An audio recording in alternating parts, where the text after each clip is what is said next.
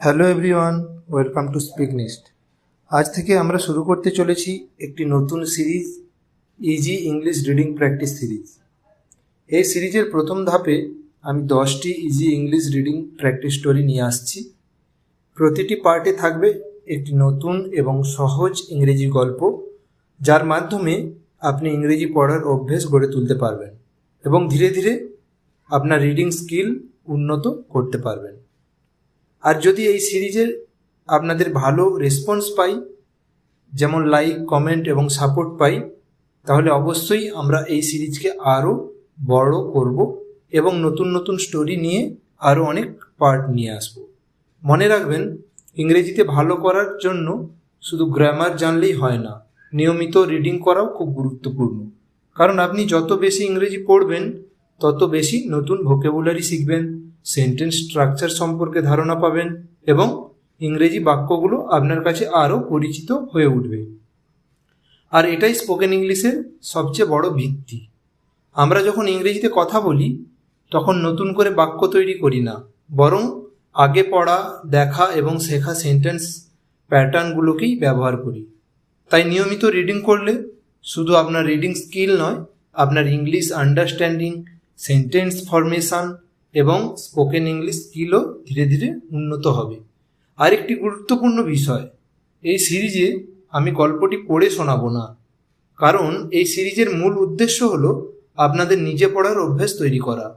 তাই গল্পটি স্ক্রিনে দেখানো হবে আর আপনারা নিজেরা পড়বেন এবং রিডিং প্র্যাকটিস করবেন। এছাড়াও প্রতিটি স্টোরির শেষে গল্পে ব্যবহৃত কিছু গুরুত্বপূর্ণ ভোকাবুলারি এবং তাদের বাংলা মিনিং দেওয়া হবে, যাতে আপনার ভোকাবুলারিও ধীরে ধীরে সমৃদ্ধ হয়। ধীরে ধীরে পড়ুন, প্রতিটি বাক্য বোঝার চেষ্টা করুন এবং প্রয়োজন হলে ভিডিও পজ করে আবার পড়ুন। চলুন তাহলে ইজি ইংলিশ রিডিং প্র্যাকটিস সিরিজের আজকের স্টোরি শুরু করা যাক।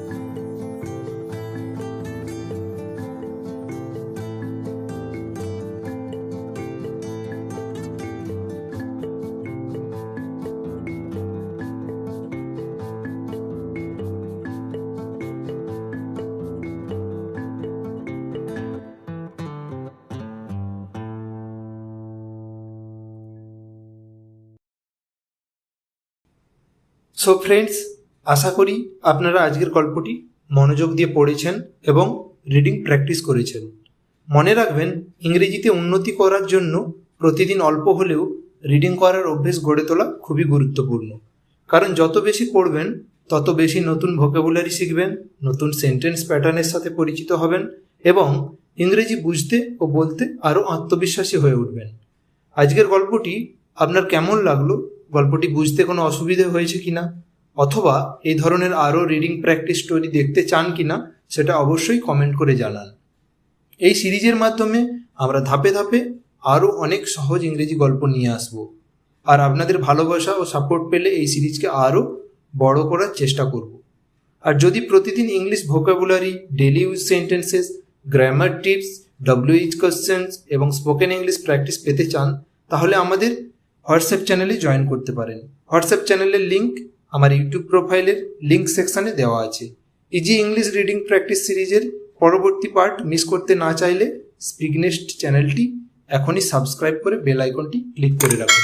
ভিডিওটি ভালো লাগলে লাইক করুন, শেয়ার করুন এবং যারা ইংরেজি শেখার চেষ্টা করছেন তাদের সঙ্গে ভিডিওটি শেয়ার করে দিন। ধন্যবাদ। আবার দেখা হবে ইজি ইংলিশ রিডিং প্র্যাকটিস সিরিজের পরবর্তী